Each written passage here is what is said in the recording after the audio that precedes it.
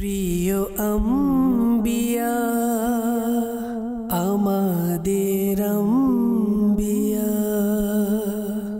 প্রিয় আম্বিয়া আমাদের আম্বিয়া। আলহামদুলিল্লাহি রাব্বিল আলামিন ওয়াসসালাতু ওয়াসসালামু আলা সাইয়্যিদিল আমবিয়াই ওয়াল মুরসালিন, আম্মা বা'দ, ফাআউযু বিল্লাহি মিনাশ শাইতানির রাজিম। বিসমিল্লাহির রহমানির রহিম। আসসালাতু ওয়াসসালামু আলাইকা ইয়া রাসূলুল্লাহ ওয়া আলা আলিকা ওয়া আসহাবিকা ইয়া হাবিবাল্লাহ। আসসালাতু ওয়াসসালামু আলাইকা ইয়া নবিয়াল্লাহ ওয়া আলা আলিকা ওয়া আসহাবিকা ইয়া নূরাল্লাহ। মাদানী চ্যানেলের দর্শক শ্রোতা, দেখছেন অনুষ্ঠান কোন এক নবীর আলোচনা। যে যেখান থেকে আমাদের সাথে শরীক ও শামিল হয়েছেন, আপনাদের সবাইকে জানাচ্ছি আমাদের এই অনুষ্ঠানের পক্ষ থেকে অসংখ্য শুভেচ্ছা এবং অভিনন্দন। আসুন শুরুতেই দরুদে পাকের ফজিলত শুনে নেই। নবিয়ে পাক সাহেবুল আওলাক সাল্লাল্লাহু তাআলা আলাইহি ওয়া আলিহি ওয়াসাল্লাম ইরশাদ করেন, যে ব্যক্তি আমার উপর একবার দরুদে পাক পাঠ করবে, আল্লাহ তাআলা তার উপর 10টি রহমত নাজিল করবেন, তার 10টি গুনাহ মাফ করে দিবেন এবং তার 10টি পদমর্যাদা বৃদ্ধি করে দিবেন। তো আমাদের উচিত দরুদে পাক পড়তে থাকা, দরুদে পাকের ধারাবাহিকতা বজায় রাখা, সদা সর্বদা উঠতে বসতে চলতে ফিরতে দরুদে পাক পড়া। সাল্লু আলাল হাবিব সাল্লাল্লাহু তাআলা আলা মুহাম্মদ সাল্লাল্লাহু তাআলা আলাইহি ওয়াসাল্লাম, সালাতাও ওয়া সালামান আলাইকা সাইয়্যিদি সাইয়্যিদি ইয়া রাসূলুল্লাহ। দর্শকবৃন্দ, আপনারা জানেন যে এই অনুষ্ঠান কোনো এক নবীর আলোচনা। এখানে আমরা নবীদের আলোচনা করে থাকি, সেই মহান জাতে পাকদের আলোচনা, যাদের বদৌলতে আমরা ইসলাম পেয়েছি, যাদের বদৌলতে আমরা আল্লাহ পাকের একত্ববাদ স্বীকার করা এই সৌভাগ্যের অধিকারী হয়েছি এবং যাদের বদৌলতে আজকে আমরা ইসলামের ডঙ্কা চারিদিকে পেয়েছি। তো আল্লাহ তাআলা আমাদের সবাইকে সেই মহান জাতে পাকদের বরকত ফুয়জাত হাসিল করার তৌফিক দান করুক। আজকে যে মহান জাতে পাক মহান নবীর আলোচনা করব, তার নাম হচ্ছে হযরত শামুইল আলা নবিয়িনা ওয়া আলাইহিস সালাতু ওয়াসসালাম। আমরা হয়তোবা যেগুলো বা যাদের আলোচনা বেশি হয়ে থাকে, মশহুর বিখ্যাত যে নবী, তাদের আলোচনা প্রায় শুনে থাকি, কিন্তু শামুইল আলাইহিস সালাম, তো ওনার আলোচনা আমরা খুব কমই শুনে থাকি। তো উনি কেমন নবী ছিলেন, কোন কওমের জন্য ওনাকে পাঠানো হয়েছিল, কেমন দাওয়াত উনি ওনার উম্মতদেরকে দিয়েছেন এবং কি কি আরও নিদর্শন ওনার সেই যুগের, আমরা ইনশাআল্লাহ আজকের মোবাল্লিগ থেকে শুনবো। আজকে আমাদের সাথে যুক্ত হয়েছেন আমাদের সেলিম ভাই, মাশাআল্লাহ। সেলিম ভাইকে আমি মোবারকবাদ জানাচ্ছি আমাদের এখানে আসার জন্য, এবং নাতখা হিসেবে আমাদের মোস্তফা কামাল ভাইও আছেন। তো ইনশাআল্লাহ আলোচনা হবে, নাতও হবে, আপনাদের অনুরোধ ফরমায়েশ রাখার চেষ্টা করা হবে। আসল শুরুতে একটি কালাম শামিল করে এরপর ইনশাআল্লাহ আজকের টপিকের দিকে আমরা অগ্রসর হব। জিজু সাল্লি আলা রাসূলিনা সাল্লি আলা মুহাম্মাদিন সাল্লি আলা নবিয়িনা সাল্লি আলা মুহাম্মাদিন। আমি মদিনাতে যাব, আজ নহে তো কাল যাব, আকা আমায় ডাকিবেন, আকা আমায় ডাকিবেন, আজ নহে তো কাল যাব। সাল্লি আলা রাসূলিনা সাল্লি আলা মুহাম্মাদ صلی علی نبینا صلی علی محمد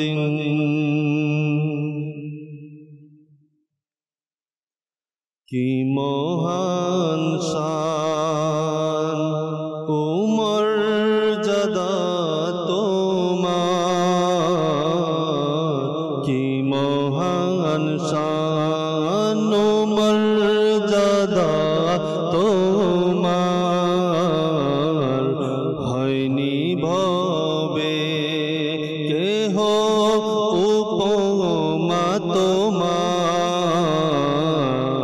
হয়নি ভবে কেহ উপমা তোমার কি মহান শান কি মহান শান ও মর্যাদা তোমার কি মহান শান কি মহান শান ও মর্যাদা তোমার হয়নি ভবে কেহ উপমা তোমার হয়নি ভবে কেহ উপমা তোমার কি মহান শান এই পৃথিবীতে ধনী হোক বা গরীব এই পৃথিবীতে ধনী হোক বা গরীব পেয়েছে সকলে দক্ষিণা তোমার পেয়েছে সকলে দক্ষিণা তোমার কি মহান শান ও মর্যাদা তোমার কি মহান শান ফিরে যায়নি গরিব খালি হাতে ফিরে যায়নি গরিব খালি হাতে প্রিয় নবী অঢেল খাজানা তোমার প্রিয় নবী অঢেল খাজানা তোমার কি মহান শান বাদশার বাদশাহ হয়ে গেল সে বাদশার বাদশাহ হয়ে গেল সে যে গোলাম হলো মুস্তাফা তোমার যে গোলাম হলো মুস্তাফা তোমার কি মহান শান ও মর্যাদা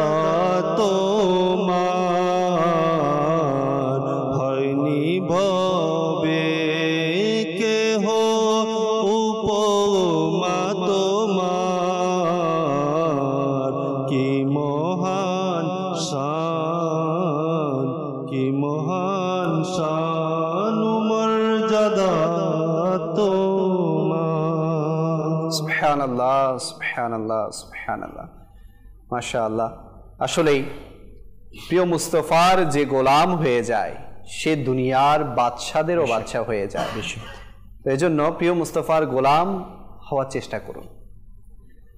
এই শব্দ নিয়েও অনেকের এতেরাজ, অনেকের আপত্তি। গোলাম, আল্লাহ পাক বাস আমাদের সবাইকে বুঝার তৌফিক দান করুন, আমিন। আল্লাহ পাক আমাদের সবাইকে আমার নবী পাক সাহিবে লাউলাক সাল্লাল্লাহু তাআলা আলাইহি ওয়া আলিহি ওয়াসাল্লামের সত্যিকার অর্থের আশিক বানিয়ে রাখুক। আল্লাহ এবং আল্লাহ রসুল যে যে কাজ করলে সন্তুষ্ট হয় সে কাজ আমাদের দ্বারা করার তৌফিক দান করুক। দেখছেন অনুষ্ঠান কোনো এক নবীর আলোচনা। আজকে আমরা যেই নবীর আলোচনা করব তিনি হচ্ছেন হযরত শামুঈল আলা নবিয়িনা ওয়া আলাইহি সাল্লাতু ওয়াস সালাম। আসুন সেলিম ভাইয়ের কাছ থেকে প্রথমেই ওনার পরিচয়টা আমরা শুনে নিই। জি হুজুর। আলহামদুলিল্লাহি রাব্বিল আলামিন ওয়াস সালাতু ওয়াস সালামু আলা সাইয়্যিদিল মুরসালিন ওয়া আলা আলিহি ওয়া সাহবিহি আজমাইন।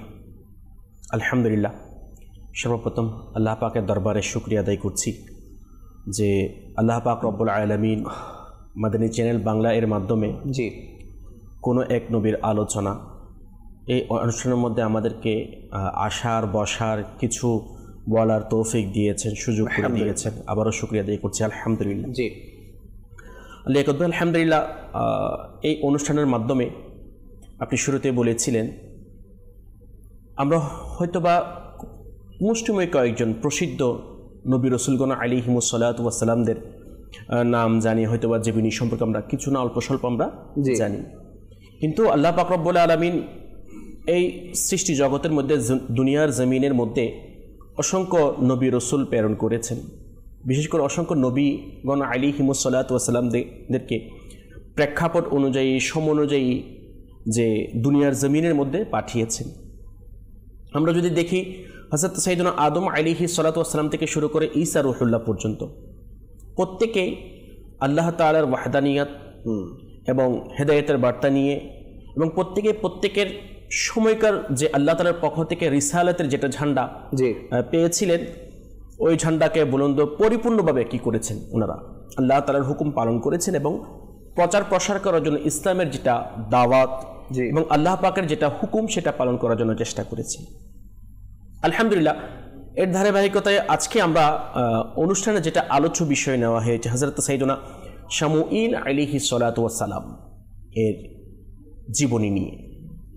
দেখেন লিয়াকত ভাই, আল্লাহ পাক রব্বুল আলামিন যে হযরত সাইয়্যিদুনা শামুঈল আলাইহিস সালাতু ওয়াস সালামের এই ঘটনা সূরা বাকারা শরীফের মধ্যে এবং দ্বিতীয় পারার শেষের দিকে, একদম শেষ পৃষ্ঠার দিকে খুব সুন্দরভাবে সংক্ষিপ্ত পরিসরে আলোচনা করেছেন।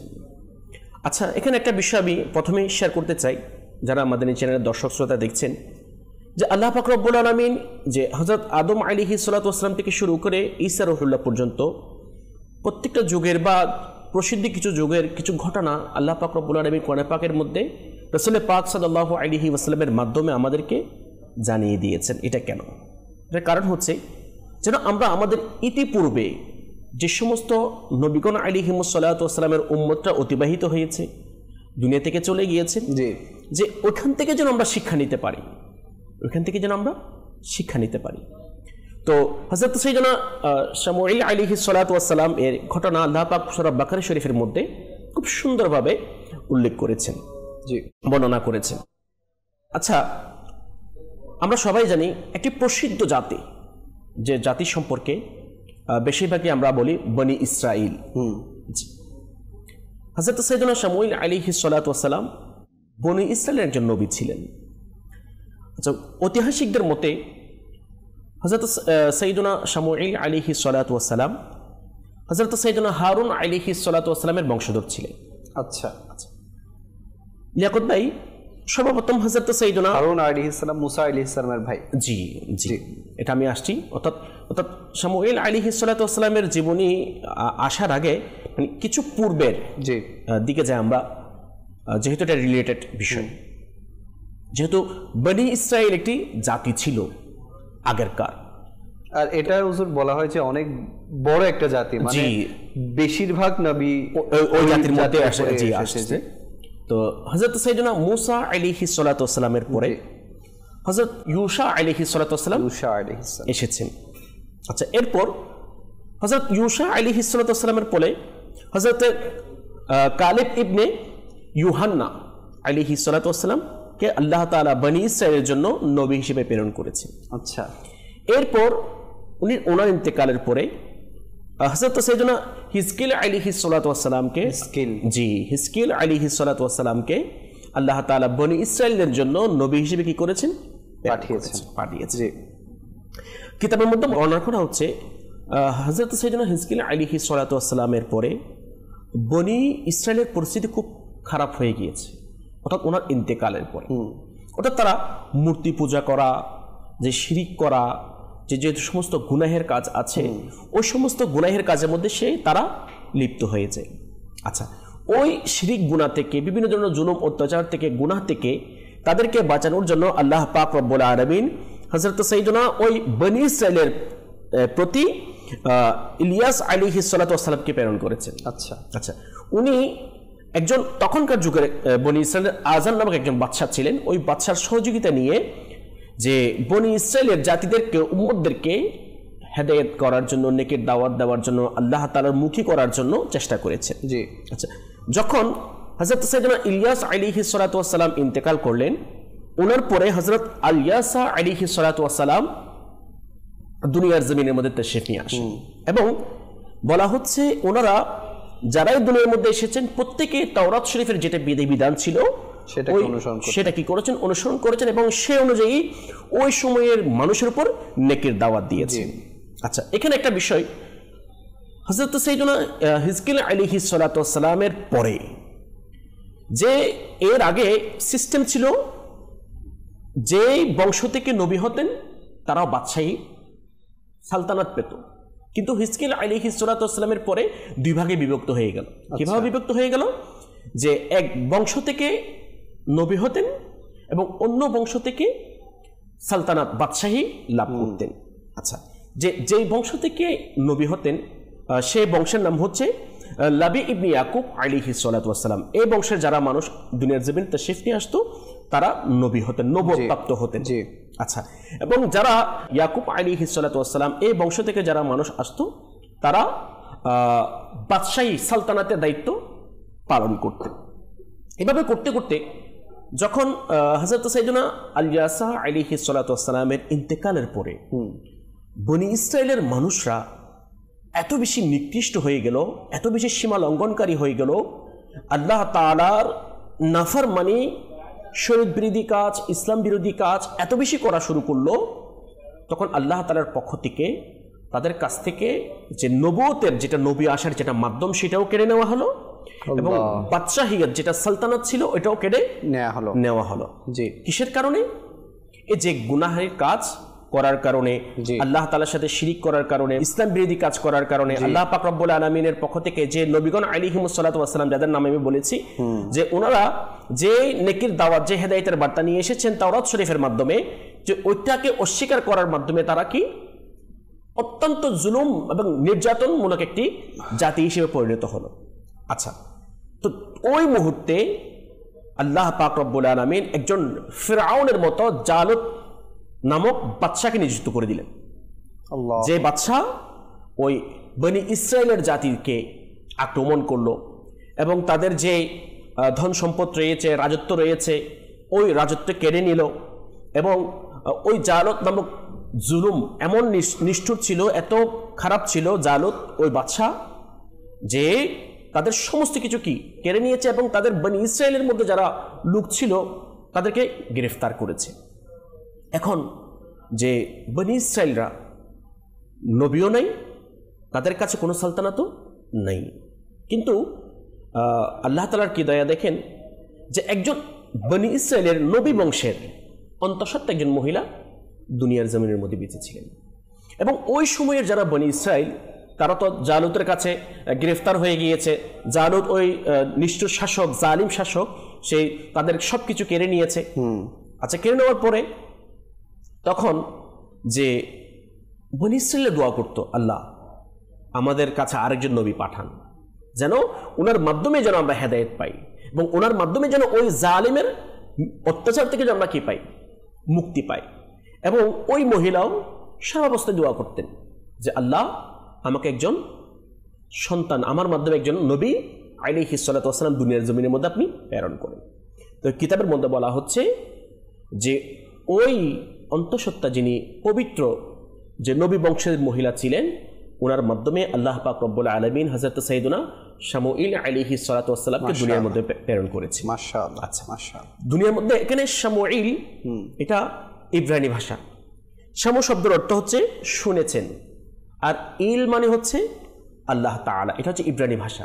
যেমন আমরা তো শামুইল এটা অর্থাৎ আল্লাহ পাক রব্বুল আলামিন বনি ইসরাইলদের দোয়া প্রার্থনা শুনেছেন এবং ওনার মা যে দোয়া করেছেন এটা শুনেছেন যে শামুইল। তো ওই যে দোয়া করা, আল্লাহ তাআলার কাছে প্রার্থনা করা, ওই নামটাই প্রসিদ্ধ হয়ে গেল এবং ওই নামে নামকরণ করা হলো যে শামুইল।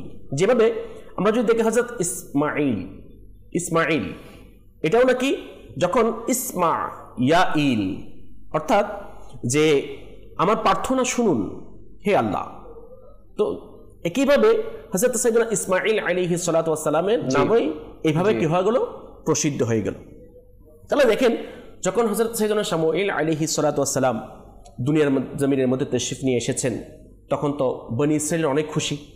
একজন যে ওই মহিলা থেকে কি আল্লাহ তাআলা দুনিয়ার মধ্যে একজন সন্তান প্রেরণ করেছেন। যখন ওই সন্তান বড় হলো তখন তার মা শামুইল আলাইহিস সালাতু ওয়াস সালামকে বাইতুল মুকাদ্দাসের মধ্যে একজন আলিমের কাছে ইলমে দ্বীন শেখার জন্য দিয়ে দিলেন। জি, আচ্ছা। এবং ওই আলিমে দ্বীন শামুইল আলাইহিস সালাতু ওয়াস সালামকে নিজের সন্তান বানিয়ে নিলেন এবং ওনাকে তাওরাত শরীফ শিক্ষা দিলেন এবং ইসলামিক বিভিন্ন বিষয় সম্পর্কে, জ্ঞান সম্পর্কে ওনাকে শিক্ষা দিলেন। মাশাআল্লাহ। এবং কিতাবের মধ্যে আসছে একদিন হযরত সাইয়েদুনা শামুইল আলাইহিস সালাতু ওয়াস সালাম ওই উস্তাদের সাথে ঘুমাচ্ছে। হঠাৎ করে একদিন জিবরিল আমিন আলাইহিস সালাতু ওয়াস সালাম উস্তাদের আওয়াজে শামুইল আলাইহিস সালাতু ওয়াস সালামকে ডাক দিলেন, হে শামুইল। তিনি ঘুম থেকে উঠে উস্তাদের কাছে দৌড়ে গেলেন, উস্তাদ সাহেব আপনি কি আমাকে ডেকেছেন? তখন উস্তাদ সাহেব চিন্তা করলেন যে এখন আমি যদি তাকে বলে আমি তাকে ডাকি নাই তাহলে সে ভয় পেয়ে যাবে। তখন উস্তাদ সাহেব বললেন আপনি শুয়ে পড়েন, আপনি শুয়ে যান। আবারও দ্বিতীয়বার হযরত সাইয়েদুনা জিবরিল আমিন আলাইহিস সালাতু ওয়াস সালাম ডাক দিলেন, শামুইল ডাক দিলেন উস্তাদের আওয়াজ। তো ওই শামুইল আলাইহিস সালাতু ওয়াস সালাম আবার উস্তাদের কাছে ফিরে আসলেন, উস্তাদ সাহেব আপনি কি আমাকে ডেকেছেন? দ্বিতীয়বার উস্তাদ সাহেব বলেছেন যে আপনি শুয়ে পড়েন এবং শোয়ার সময় এটা বললেন যে আমি যদি আপনাকে ডাকি তাহলে আপনি আমাকে না বলবেন, আমি যদি আপনাকে ডাকি আপনি কি বলবেন? না বলবেন। তখন হযরত সাইয়েদুনা জিবরিল আমিন আলাইহিস সালাতু ওয়াস সালাম তৃতীয়বার প্রকাশ্যে চলে আসলেন, ওনার সামনে চলে আসলেন, এসে ওনাকে ডাক দিলেন। ডাকার পর বললেন যে আপনার জন্য সুসংবাদ যে আল্লাহ পাক রব্বুল আলামিন আপনাকে নবী হিসেবে নিযুক্ত করেছেন এবং আপনি আপনার জাতির কাছে যান, ওনাদেরকে নেকের দাওয়াত দিন, ওনাদের কাছে কি বলুন। মাশাআল্লাহ। লিয়াকত ভাই, সবচেয়ে বড় বিষয় হচ্ছে বনি ইসরাইলদের জাতিদের যে ইতিহাস যদি আমরা দেখি, তারা যুগে যুগে যে সমস্ত নবীগণ আলাইহিমুস সালাতু ওয়াস সালাম তাদেরকে নেকের দাওয়াত দিয়েছেন, তারা ওনাদেরকে নবী হিসেবে অস্বীকার করেছেন বেশিরভাগই, এবং বিভিন্নভাবে ওই সমস্ত নবীগণ আলাইহিমুস সালাতু ওয়াস সালামের উপর নির্যাতন করেছেন, জুলুম করেছেন, অত্যাচার করেছেন। ওনার নেকের দাওয়াতকে তারা সহজে গ্রহণ করেন না, বিভিন্নভাবে কষ্ট দিয়েছে। আচ্ছা, যখন হযরত সাইয়েদুনা শামুইল আলাইহিস সালাতু ওয়াস সালাম ওইখান থেকে গিয়ে ওনাদের বাড়ি দেশে গেলেন এবং বনি ইসরাইলদেরকে বললেন যে আল্লাহ তাআলার পক্ষ থেকে আমি নবী হিসেবে নিযুক্ত হয়েছি, আমাকে আল্লাহ তাআলা নবী হিসেবে নিযুক্ত করেছেন। তখন তারা বলতে লাগলেন যে আমরা তো এটা মানতে পারি না, তুমি এত তাড়াতাড়ি কিভাবে নবী হয়ে গেলা? এতদিন সব খুশি ছিল, এখন খুশিগুলো মাটি হয়ে যাচ্ছে। জি জি জি, তো এটা তো আমি মানতে পারি না। আচ্ছা, তো তারা বলল ঠিক আছে, যে যেহেতু আল্লাহ পাক রব্বুল আলামিন আপনাকে নবী বানিয়েছেন তাহলে আমাদের জন্য একজন বাদশা নিযুক্ত করে দেন। আচ্ছা, আমাদের জন্য একজন বাদশা নিযুক্ত করে দেন। কারণ তখন সিস্টেম ছিল কি যে নবী ইবনে ইয়াকুব আলাইহিস সালাতু ওয়াস সালামের যারা বংশধর তারা নবী হবেন, তারা নবুয়তপ্রাপ্ত হবেন, আর শামুইল আলাইহিস সালাতু ওয়াস সালাম নবী ইবনে ইয়াকুব আলাইহিস সালাতু ওয়াস সালামের বংশধর ছিলেন, কিন্তু উনি নবুয়তপ্রাপ্ত হয়েছেন। এখন শাসক হচ্ছে ইয়াহুদা ইবনে ইয়াকুব আলাইহিস সালাতু ওয়াস সালাম যারা বংশধর তারা কে হবে? শাসক হবে। জি, কিন্তু তো উনি ওনার কাছে যেহেতু উনি নবী দাবি করেছেন, এখন আপনি যে নবী ঠিক আছে আমরা মানবো, অবশ্যই মানবো, আমাদেরকে একজন বাদশা নিযুক্ত করে দেন, তাহলে আমরা মানবো। তখন হযরত সাইয়েদুনা শামুইল আলাইহিস সালাতু ওয়াস সালাম আল্লাহ তাআলার দরবারে দোয়া করলেন, হে আল্লাহ, যে এদের জন্য একজন বাদশাহে নিযুক্ত করে দিন। যে এই ঘটনা এতটুক পর্যন্ত আল্লাহ পাক রব্বুল আলামিন সূরা বাকারার দ্বিতীয় পারার শেষের দিকে যে একটি আয়াতের মধ্যে এইভাবে ইরশাদ করেছেন, বিসমিল্লাহির রহমানির রহিম, আলাম তারা ইলাল মালাঈ মিন বানি ইসরাঈলা মিন বাদি মূসা ইয ক্বালু লিনাবিয়্যিন লাহুম ইবআথ লানা মালিকান নুকাতিল ফি সাবিলিল্লাহ ক্বালা হাল আসাইতুম ইন কুতিবা আলাইকুমুল কিতালু আল্লা তুকাতিলু ক্বালু ওয়া মা লানা আল্লা নুকাতিলা ফি সাবিলিল্লাহি ওয়া ক্বাদ উখরিজনা মিন দিয়ারিনা ওয়া আবনাইনা ফালাম্মা কুতিবা আলাইহিমুল কিতালু তাওয়াল্লাউ ইল্লা কালিলাম মিনহুম ওয়াল্লাহু আলিমুম বিয-যালিমিন। জি জি, যে এই আয়াতের এতটুকু পর্যন্ত, যে এতটুকু পর্যন্ত আমি যে ঘটনাটা আপনাদের সামনে উপস্থাপন করলাম, মাদানী চ্যানেল দর্শক শ্রোতা যারা জানলেন যে এই ঘটনাটা এভাবে কি করলেন, এতটুকু পর্যন্ত আল্লাহ পাক রব্বুল আলামিন কোরআনে পাকের মধ্যে ইরশাদ করলেন। আচ্ছা, এরপর যখন উনি আবার শামুঈল আলাইহিস সালাতু ওয়াস সালাম আল্লাহ তাআলার দরবারে দোয়া করলেন যে হে বারি তাআলা, ইনার তো বাদশাহের কথা বলছেন, আমাকে একজন বাদশাহের ব্যবস্থা করে দিন।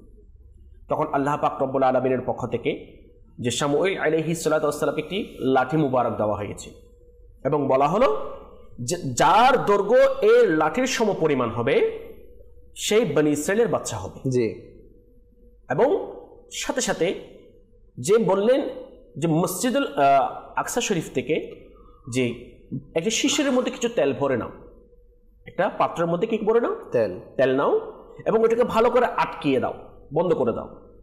যখন ওই বাদশাহের উপযুক্ত, যখন ওই মানুষ আসবে আপনার কাছে বা আপনি খুঁজে পাবেন, তখন দেখবেন ওই তেলটা তার ঢাকনাটা অটোমেটিক খুলে বের হয়ে যাবে, মানে উতলিয়ে পড়বে। তখন শামুঈল আলাইহিস সালাতু ওয়াস সালাম ওই লাঠি নিয়ে বনী ইসরাইলের সবাইকে মারতে শুরু করলেন, কিন্তু কাউকে পেলেন না। কিন্তু একদিন ঘটনাক্রমে তালুত নামক একজন ব্যক্তি, ওনার বাপ কিতাবের মধ্যে আসছে দুটি রাবায়াত আসছে, একটি হচ্ছে ওনার বাবা চামড়ার ব্যবসা করতেন, আরেকটি রাবায়াত মোতাবেক ওনার বাবা পানি খাওয়াতেন। তো ওনার বাবার একদিন একটি গাধা হারিয়ে গেল।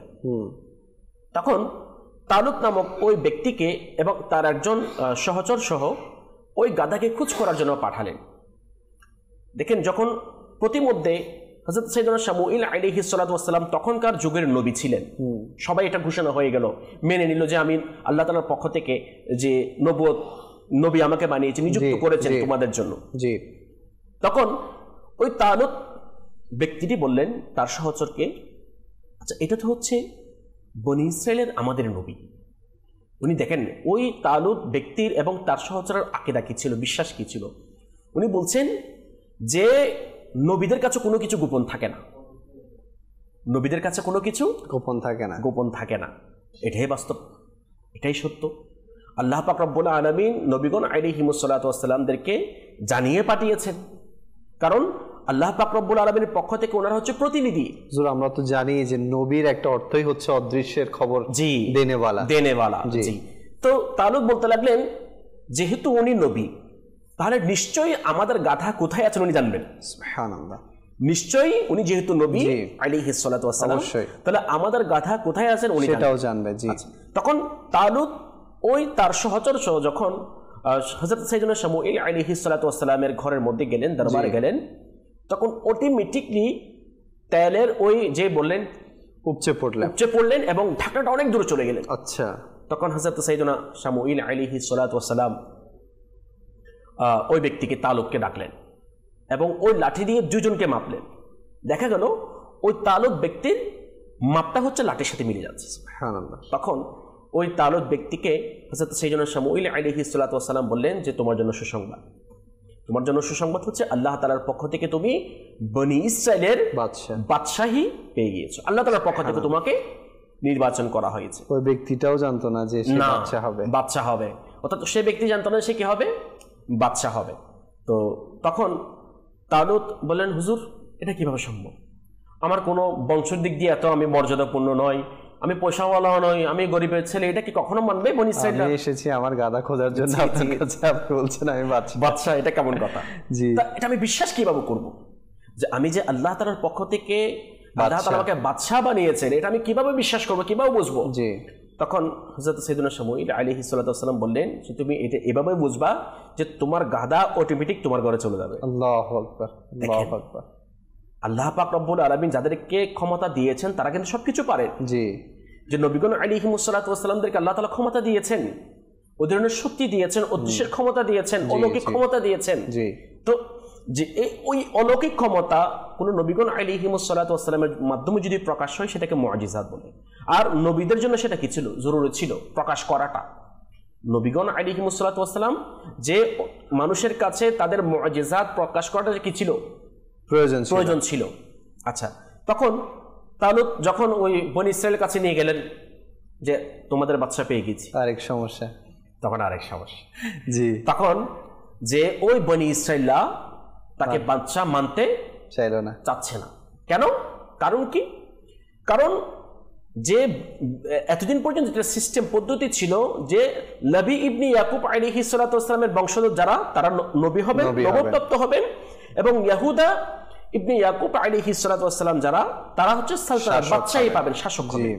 কিন্তু তালুত কোন বংশের ছিল না। জি, ওই দুই বংশের মধ্যে ছিল না, ছিল না। কিন্তু তারা বলতেছে যে এই গরিব মানুষ কোত্থেকে আসলো, একে আমরা বাদশা মানতে রাজি নই, আমরা তো এর চেয়ে বেশি হকদার। জি, আমরা তো এর চেয়ে বেশি হকদার। বনী ইসরায়েল বলতে লাগলেন, মানে ওনাকে আমরা বাদশা মানতে রাজি না। আচ্ছা, তো ওই কথাটা আল্লাহ পাক রব্বুল আলামিন তার পবিত্র কালামুল্লাহ শরীফের মধ্যে এইভাবে বলেছেন, ওয়াকালা লাহুম নাবিয়্যুহুম ইন্নাল্লাহা ক্বাদ বাআসা লাকুম তালুতা মালিকা ক্বালু আন্না ইয়াকুনু লাহুল মুলকু আলাইনা ওয়া নাহনু আহাক্কু বিল মুলকি মিনহু ওয়া লাম ইউতা সাআতান মিনাল মাল ক্বালা ইন্নাল্লাহা আসতাফাহু আলাইকুম ওয়া যাদাহু বাসতাতান ফিল ইলমি ওয়াল জিসমি ওয়াল্লাহু ইউতি মুলকাহু মান ইয়াশা ওয়াল্লাহু ওয়াসিউন আলিম। যে এই আয়াতে মুবারাকার মাধ্যমে এই যে এই ঘটনাটা যখন তাদের সামনে উপস্থাপন করলো যে এ তালুত তোমাদের বাদশা, কিন্তু তারা অস্বীকার করলো। কেন? ওই দুটি কারণে। এবং তারা মানতে চাচ্ছে না। তারা বলছেন আমরা হচ্ছে বনী ইসরায়েল জাতি, আমরা হচ্ছে ওই বাদশাহী হওয়ার হকদার বেশি। তখন হযরত সাইয়েদুনা শামউইল আলাইহিস সালাতু ওয়াস সালাম বললেন যে না, এটা আল্লাহ তাআলার পক্ষ থেকে তাকে বাদশা হিসেবে নিযুক্ত করা হয়েছে। আল্লাহ তাআলার পক্ষ থেকে বাদশা হিসেবে, যে তালুতকে বাদশা হিসেবে নিযুক্ত করা হয়েছে। ক্বালা ইন্নাল্লাহা আসতাফাহু আলাইকুম, বলছেন নিশ্চয়ই আল্লাহ তাআলা যে তোমাদের জন্য পছন্দ করেছেন, নিযুক্ত করেছেন। ওয়াজাদাতহু বাসতাতান ফিল ইলমি ওয়াল জিসমি, যে শারীরিকভাবে এবং ইলমি হিকমতের মাধ্যমে মানে যেটা প্রয়োজন বাদশা হওয়ার জন্য ওই বিষয়গুলি তাকে দিয়ে আল্লাহ পাক রব্বুল আলামিন তোমাদের জন্য কি করেছেন।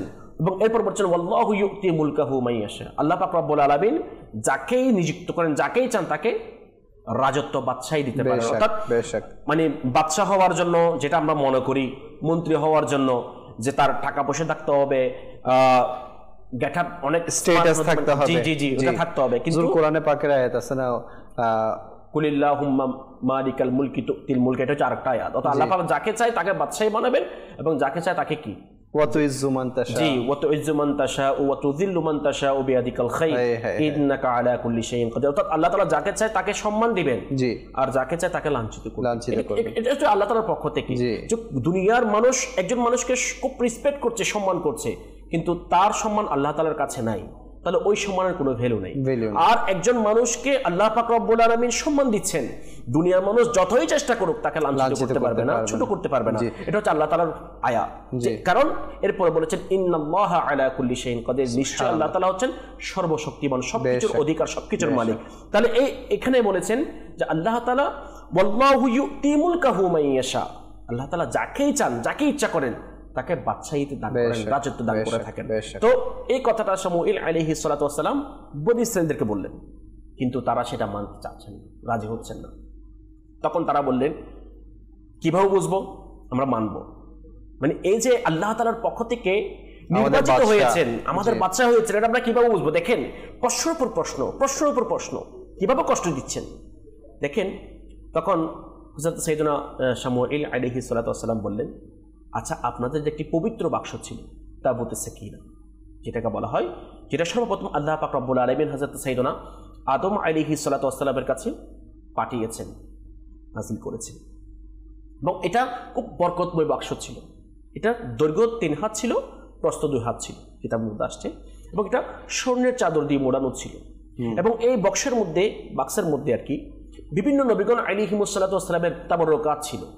এবং মুসা আলাইহিসসালাতু ওয়াসসালাম এই বাক্সের মধ্যে যে তাওরাত শরীফ রাখতেন, বিভিন্ন ওনার ব্যবহৃত জিনিস, পবিত্র জিনিস ওখানে রাখতেন। এবং হারুন আলাইহিসসালাতু ওয়াসসালামের কিছু পবিত্র জিনিস ওখানে রাখতেন। অর্থাৎ এক কথায় ওই বাক্সটা খুব পবিত্র ছিল।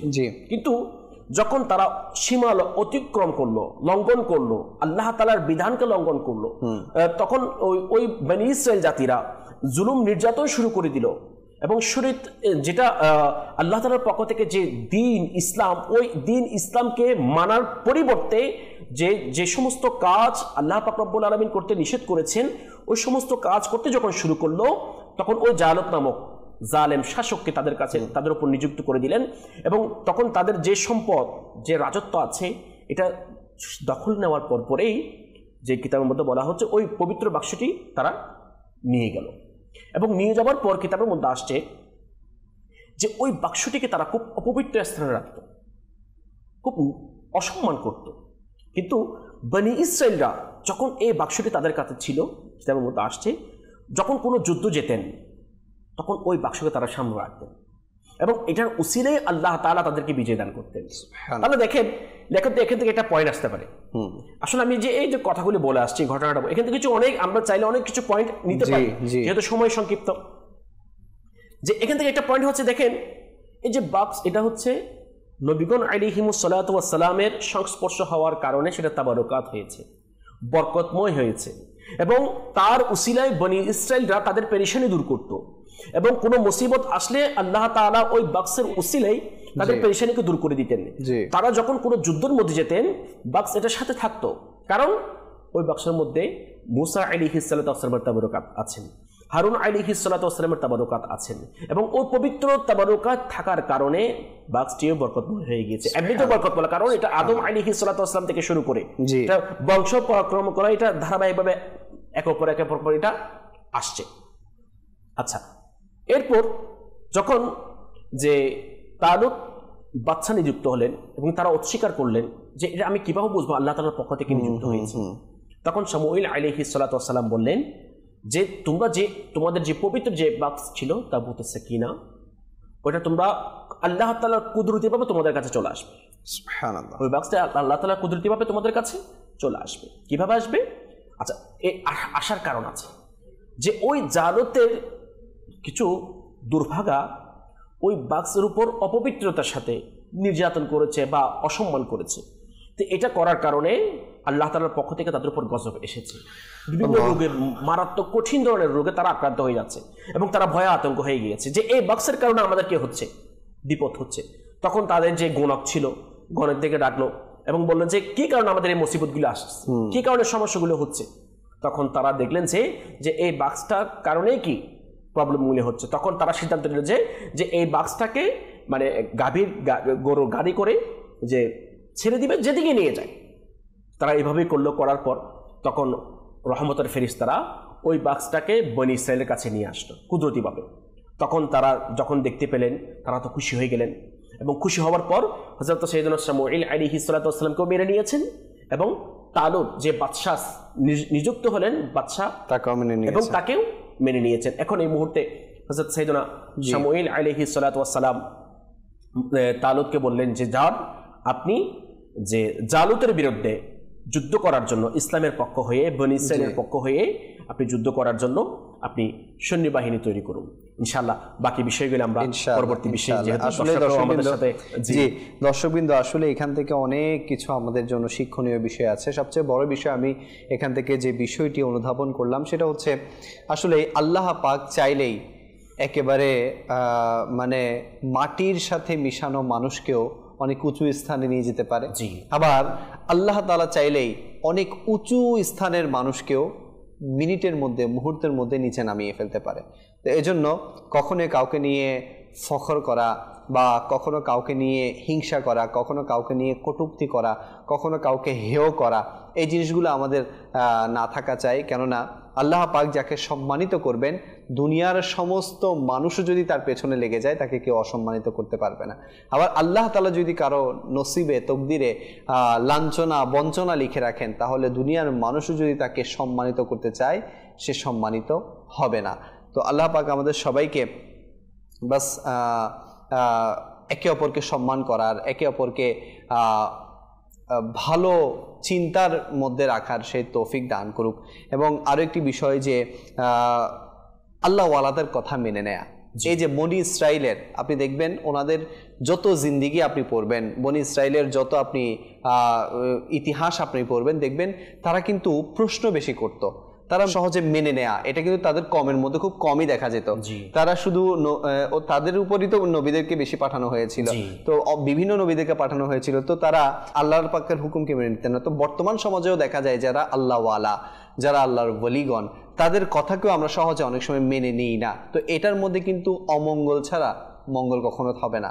তো এই জন্য আল্লাহ ওয়ালাদের কথা আমরা মেনে নিব সব সময়, এতেই আমাদের জন্য কল্যাণ নিহিত। আল্লাহ ওয়ালারা যে কথাগুলি বলে কিন্তু কোরআন হাদিসে অবশ্যই বলে, অবশ্যই আল্লাহ ওয়ালারা কখনো কোরআন হাদিসের বাইরে কথা বলে না। জি, আল্লাহ পাক আমাদের সবাইকে বুঝার ও আমল করার তৌফিক দান করুক। কিছু দর্শক আমাদের সাথে যুক্ত হয়েছেন, তাদের কল শামিল করব। জি, আমার নাম এনামুল হক, আমি ঢাকা থেকে বলছিলাম।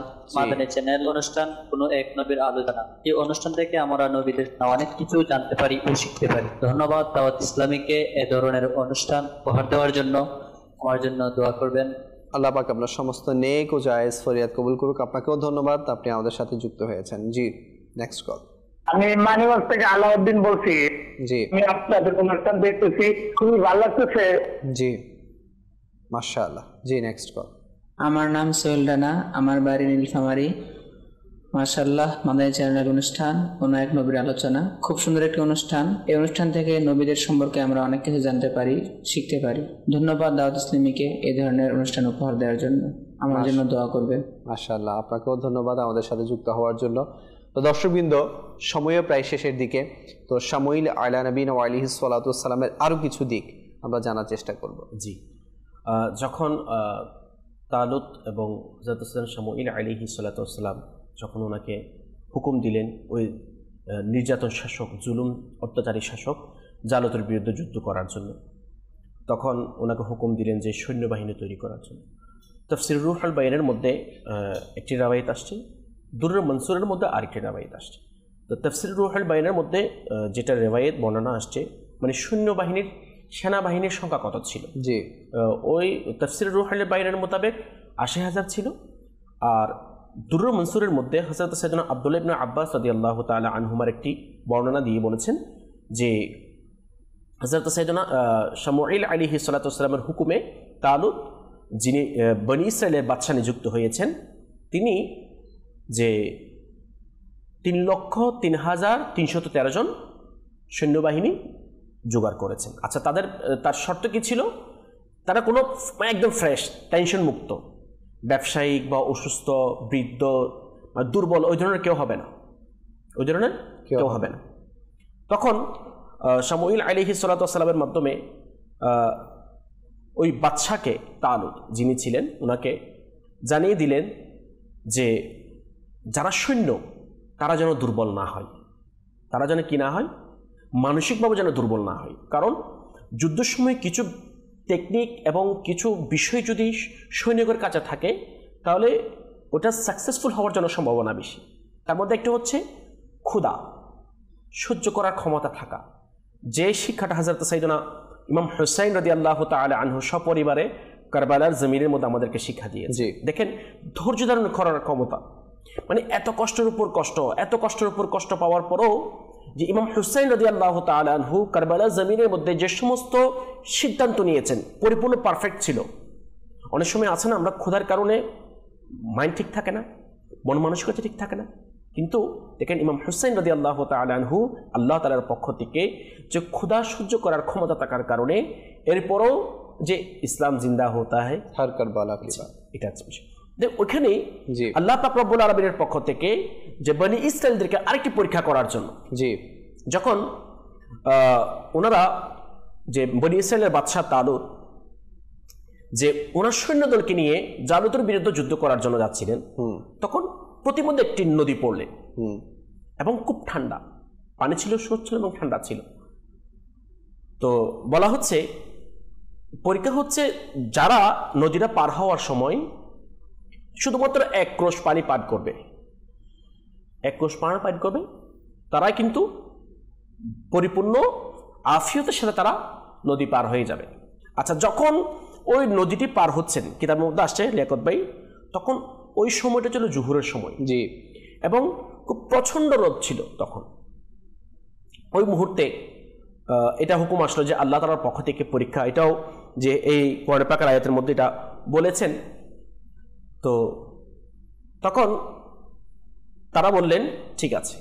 তো যখন পার হচ্ছেন, অধিকাংশ সৈন্য তারা খুব ইচ্ছামতো পানি পান করলেন, আর ওইখান থেকে শুধুমাত্র 313 জন, কয়জন? 313 জন। ওই যে আল্লাহ তাআলার পক্ষ থেকে যেটা হুকুম আসছে, জি, শামউইল আলাইহিস সালাতু ওয়াস সালাম পক্ষ থেকে যেটা হুকুম আসছে যে 1 ক্রোশ যারা পান করবে তারাই নদী আফিয়তের সাথে পার হয়ে যাবে, আর যারা বেশি পান করবে, ইচ্ছামতো খাবে, তারা ক্ষতির মধ্যে রয়েবে, তারা নদী পার হতে পারবে না। জি, ঠিক একইভাবে অধিকাংশ সৈন্যরা তারা প্রচণ্ড রোদ, তৃষ্ণার্ত, সহ্য করতে পারছে না, মনে করেছেন যে খুব বেশি পানি পান করলে তৃষ্ণা নিবারণ হবে। কিন্তু এটা যে আল্লাহ তাআলার পক্ষ থেকে হুকুম ছিল এবং আল্লাহ তাআলার পক্ষ থেকে তাদের জন্য পরীক্ষা ছিল, সেটা তারা বুঝতে পারেনি। তারা ওই ক্ষুধা সহ্য করতে না পেরে, তৃষ্ণার্ত সহ্য করতে না পারে, অতিরিক্ত পানি পান করার কারণে কি তার মধ্যে আসলে তাদের টুট কালো হয়ে গিয়েছিল, আল্লাহ, এবং তারা নদী পার হতে পারেনি। শুধুমাত্র যে সমস্ত 300 জন সৈনিক ছিল তালুতের সাথে, তারাই ওই 1 ক্রোশ পানি শুধুমাত্র এটাই পান করে, এবং তাদের যে বাহন ছিল এটা তাদের জন্য যথেষ্ট ছিল। মানে যে বাহন করে তারা যাচ্ছিলেন ঘোড়া করে, ওই ঘোড়া এবং তার জন্য ওই 1 ক্রোশ পানিটা কি ছিল, যথেষ্ট ছিল। আচ্ছা, এরপর যখন পার হলেন, পার হওয়ার পর তখন যে জালুত বাহিনীর তাদের আকৃতি, তাদের পরিস্থিতি দেখে যে বনী ইসরায়েলের যারা সৈন্যদল 313 জন ছিল তারা একটু ঘাবড়িয়ে গেলেন। কারণ কি তার মধ্যে আসছে যে জালুত নামক যে জালেম বাদশা ছিল, সে যখন দাঁড়াতেন তার ছায়া নাকি 1 মাইলের কাছাকাছি যেত। আচ্ছা, এরপর সে যুদ্ধের সময় যে মাথায় টুপি পরতেন, এটা 300 পিতলের টুপি ছিল, মানে এত বড় ছিল। তাকে দেখেই যে বনী ইসরায়েল ঘাবড়িয়ে গিয়েছে, ঘাবড়িয়ে গিয়েছেন, আমরা কিভাবে পারবো। তখন কিতাবের মধ্যে আসছে যে ওই 313 জনের মধ্যে হযরত সাইয়েদনা দাউদ আলাইহিস সালাতু ওয়াস সালাম সহ ছিলেন। আচ্ছা, মাশাআল্লাহ, ওই 313 জনের মধ্যে। আচ্ছা, এরপরে তো আল্লাহ তাআলার পক্ষ থেকে হুকুম আসলো এবং অনেক লম্বা ঘটনা, যে শামউইল আলাইহিস সালাতু ওয়াস সালামের কাছে বার্তা পাঠানো হলো যে এরা তো ভয় পেয়ে আছে, কারণ এত বড় লম্বা মানুষ, জালেম, এর সাথে আমরা পারবো না। তখন আল্লাহ তাআলার পক্ষ থেকে ওয়াহি প্রেরণ করা হয়েছে যে দাউদ আলাইহিস সালাতু ওয়াস সালামই কাকে মারবে, জালুতকে, ওই জালুতকে মারবে। তখন যে আল্লাহ তাআলা দাউদ আলাইহিস সালামকে তখন ওই তালুত একটা প্রস্তাব দিলেন যে জালুতকে মারতে পারবে, সবাইকে প্রস্তাব দিলেন তার সাথে আমার মেয়ের বিবাহ দিবে এবং আমার অর্ধেক রাজত্ব তাকে দান করব, কিন্তু কেউ রাজি হলো না। কিন্তু যখন আল্লাহ তাআলার পক্ষ থেকে হুকুম আসলো যে দাউদ আলাইহিস সালাতু ওয়াস সালাম কাকে, জালুতকে কি করবে, হত্যা করবে, তখন যে আল্লাহ তাআলার হুকুমে দাউদ আলাইহিস সালাতু ওয়াস সালাম কোনো অস্ত্র দিয়ে নয়, একদম অল্প স্বল্প, মানে এত দুর্বল ছিল, মোটাসোটা ছিল না, কিন্তু জালুত তো সে জালেম, দেখেন সে এত বড় ছিল যে যখন দাঁড়াতো তার ছায়া 1 মাইল পর্যন্ত যেত, তাহলে সে কত বড়। তাহলে তার চোখের সামনে দাউদ আলাইহিস সালাম একদম ছোট, একটু পিচ্চি ছেলে মতো। আচ্ছা, অনেক লম্বা ঘটনা, যুদ্ধ করার পর শেষ পেশ আলহামদুলিল্লাহ আল্লাহ তাআলার দয়া, আল্লাহ তাআলার হুকুমে হযরত সাইয়েদনা দাউদ আলাইহিস সালাতু ওয়াস সালাম ওই জালিম শাসককে শুধুমাত্র একটি পাথরের মাধ্যমে, কিসের মাধ্যমে, পাথরের মাধ্যমে। দেখেন আল্লাহ তাআলা কি পারেন। ওই যে আপনি বললেন যে একটি পাথরের মাধ্যমে এত বড় জালেম দানব আকৃতির মানুষকে কি করেছেন, হত্যা করেছেন, মারার পর। সেটা তো হুজুর আমরা যখন কাবা ঘরের উপর আক্রমণ এসেছিল এবং আল্লাহ পাক পাকের মাধ্যমে মেরেছিল, সেখানেও আমরা আল্লাহ পাকের কুদরত দেখেছি। আসলে আল্লাহ পাকের কুদরত এমন কুদরত যে যা আমাদের কল্পনার মধ্যে আসবে না। আর সবচেয়ে বড় কথা হচ্ছে এই ঘটনা থেকে আমরা যেটা বুঝতে পারি সেটা হচ্ছে আমরা অনেক সময় বড় বড় মুশকিলাত এসে গেলে ঘাবড়িয়ে যায় যে কিভাবে সম্ভব, আমরা তো অনেক ক্ষুদ্র ছোট মানুষ, আমরা কিভাবে পারবো। মনে রাখবেন আল্লাহ পাক যার সাথে আছেন তার সাথে বড় বড় মুশকিলাত কিছু না, তার সামনে বড় বড় বিপদ কিছু না, তার সামনে বড় বড় যদি শত্রুও চলে আসে তাও কিছু না। তো এই জন্য আল্লাহ পাকের সাহায্য চাইবেন, আল্লাহ পাকের কাছে দোয়া করতে থাকবেন, মনে রাখবেন তাওয়াক্কুল করতে থাকবেন, ইনশাআল্লাহ আল্লাহ পাক আপনাকে উদ্ধার করবেন। কেননা দোয়া হচ্ছে মুমিনের হাতিয়ার। মুমিনের কাছে কিন্তু এই যে অস্ত্র, এরপর লাঠি সোটা এগুলো তার হাতিয়ার না, মুমিনের জন্য দোয়াটাই তার হাতিয়ার। জি, তো মুমিন যখন দোয়া করবে এবং আল্লাহ পাক যখন কবুল করে নেবেন তখন দুনিয়ার সমস্ত অপচেষ্টা ব্যর্থ হয়ে যাবে।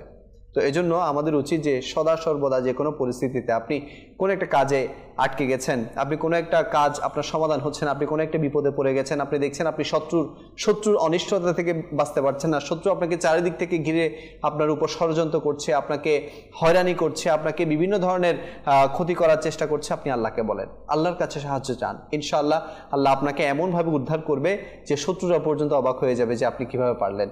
তো এই জন্য সদা সর্বদা আল্লাহ তাআলার দিকে তাওয়াক্কুল রাখেন, আল্লাহ পাকের উপর ভরসা রাখেন, আল্লাহ পাক আমাদের সমস্ত কাজকে আসান করে দিবেন। আজকে এতটুকুই, আমরা ইনশাআল্লাহ আগামী পর্বে অন্য এক নবীর আলোচনা করব। হযরত শামুয়েল আলা নবীন আলাইহিস সালাতু ওয়াসসালামের জীবনের ইতিহাস আরো অনেক হয়তোবা বিস্তারিত আছে, হয়তোবা এটাও হতে পারে যে আমরা ওনাকে নিয়ে আরেকটি পর্বও করতে পারি। 90 বছর বেঁচে ছিলেন। আচ্ছা, মাশাআল্লাহ। তো হতে পারে ওনাকে নিয়ে আরেকটা পর্ব করতে পারি। তো ইনশাআল্লাহ দেখা যাক যে আগামী পর্বে আমরা কোন নবীর আলোচনা করব। তো আপনারা আমাদের সাথেই থাকবেন, মাদানী চ্যানেল দেখতে থাকবেন। আপনাদের সুস্থতা কামনা করে এখানে শেষ করছি। সাল্লু আলাল হাবিব সাল্লাল্লাহু তাআলা আলা মুহাম্মদ সাল্লাল্লাহু আলাইহি ওয়াসাল্লাম। প্রিয় আম্বিয়া